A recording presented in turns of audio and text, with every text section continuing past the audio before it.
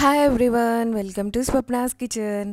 ఈరోజు అందరి favourite party time, chill time and snack టైంకి చేసుకునేది చికెన్ పకోడీ కదా. సో ఈ చికెన్ పకోడీని సింపుల్గా ఎలా చేసుకోవాలో మనమైతే చూసేద్దాము. ఫస్ట్ ఇక్కడ నేనైతే బోన్లెస్ చికెన్ని 1/2 kg తీసుకున్నానండి. చికెన్ పకోడీకి బోన్లెస్ అయితేనే చాలా బాగుంటుంది. ముక్కలు కూడా మరీ పెద్దగా కాకుండా నేను ఇప్పుడు చూపించిన సైజులో కట్ చేయించుకున్నారంటే బాగుంటుంది. మరీ పెద్దగా ఉంటే పీసెస్ అవి కుక్ అవ్వడానికి టైం పడుతూ ఉంటుంది. నీట్గా వాష్ చేసుకున్న చికెన్లో ఇప్పుడు నేనైతే ఒక 1 స్పూన్ అల్లం వెల్లుల్లి పేస్ట్, 1 స్పూన్ గరం మసాలా, ధనియాల పొడి, మిరియాల పొడి, ఈ 3 పొడులు వేసేసుకోవాలి. ఫ్లేవర్ చాలా బాగుంటుంది. అలాగే మన స్పైసీనెస్కి తగ్గట్టుగా కారం అండ్ ఉప్పు, నిమ్మరసం, కొంచెం ఆయిల్, ఇవన్నీ ఇంగ్రీడియంట్స్ వేసేసుకొని మనమైతే మంచిగా ముక్కకి పట్టేలాగా కలుపుకోవాలండి. నెక్స్ట్ స్టెప్ ఏంటి అనేది కొంచెం వీడియోని మీరు స్కిప్ చేయకుండా చూస్తే అర్థమవుతుంది. ఈ టైంలో అయితే మనం ఇలా కలుపుకున్న చికెన్ని ఒక్క 1 అవర్ అయినా మ్యారినేట్ చేసుకోవాలి. ఇన్ కేస్ మీకు టైం ఉంది అని అంటే 1 డే కూడా మ్యారినేట్ చేసేసుకోవచ్చు, ఇంకా టేస్టీగా ఉంటుంది.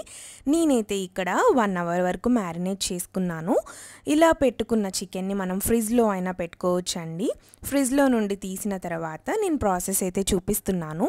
ఇప్పుడు నేను తీసుకున్న 1/2 kg చికెన్కి 2 టేబుల్ స్పూన్స్ శనగపిండి, 1 టేబుల్ స్పూన్ బియ్యపిండి, 1 స్పూన్ కార్న్ఫ్లోర్, ఇవన్నీ వేసేసుకున్న తర్వాత సన్నగా చాప్ చేసుకున్న కరివేపాకు, అలాగే పచ్చిమిర్చి చీలికల్ని వీటిని కూడా యాడ్ చేసుకోవడం వల్ల మన పకోడీకి ఎక్స్ట్రా ఫ్లేవర్ అనేది యాడ్ అవుతుందండి. ఇప్పుడు ఈ ఇంగ్రీడియంట్స్ అన్నిటిని మంచిగా కలిసేలాగా కలుపుకోవాలి. ఇదే స్టెప్ మీరు ముందు కూడా చేయొచ్చు కదా మ్యారినేట్ చేసేటప్పుడే అని మీకు డౌట్ రావచ్చు. కానీ అప్పుడు కలిపిన దానికంటే ద సెకండ్ స్టెప్లో దీన్ని మ్యారినేషన్ ఒక 1 అవర్కి లేదా 1 డేకి ఉంచిన తర్వాత కలుపుకుంటే చాలా టేస్టీగా ఉంటుందండి. అండ్ ముక్క కూడా చాలా క్రిస్పీగా వస్తుంది. అందుకనేసి ఈసారి డెఫినెట్గా నేను చెప్పిన టిప్తో మీరు ఫాలో అవ్వండి. ఖచ్చితంగా క్రిస్పీగా వస్తాయి చికెన్ పకోడీ. ఇలా మనమైతే కొంచెం ఆయిల్ వేసుకొని టెక్స్చర్ కోసం చక్కగా కలిపేసుకోవాలి. ఇప్పుడు ఇంకా ఆలస్యం లేకుండా చికెన్ పకోడీ చేసుకోవడానికి కడాయి తీసేసుకొని డీప్ ఫ్రైకి సరిపడా ఆయిల్ అయితే వేసేసుకోవాలి. ఆయిల్ మంచిగా వేడైన తర్వాత మనం మ్యారినేట్ చేసుకున్న చికెన్ పీసెస్ని ఒక్కొక్కటిగా డ్రాప్ చేసేసుకోవాలి. మరి హై ఫ్లేమ్లో పెట్టి పకోడీ చేయకండి, మీడియం ఫ్లేమ్లో పెట్టండి. ఎందుకంటే మనకి చికెన్ అనేది కుక్ అవ్వాలి కదా. హై ఫ్లేమ్లో పెడితే ఏమవుతుందంటే పైన కలర్ ఒక్కటే మారుతుంది, కానీ లోపల చికెన్ మొత్తం కూడా పచ్చి పచ్చిగా ఉంటుంది. అందుకనేసి మీడియం ఫ్లేమ్లోనే మంచిగా కుక్ అవ్వనిస్తూ చికెన్ పకోడీ అయితే చేసేసుకోవాలి.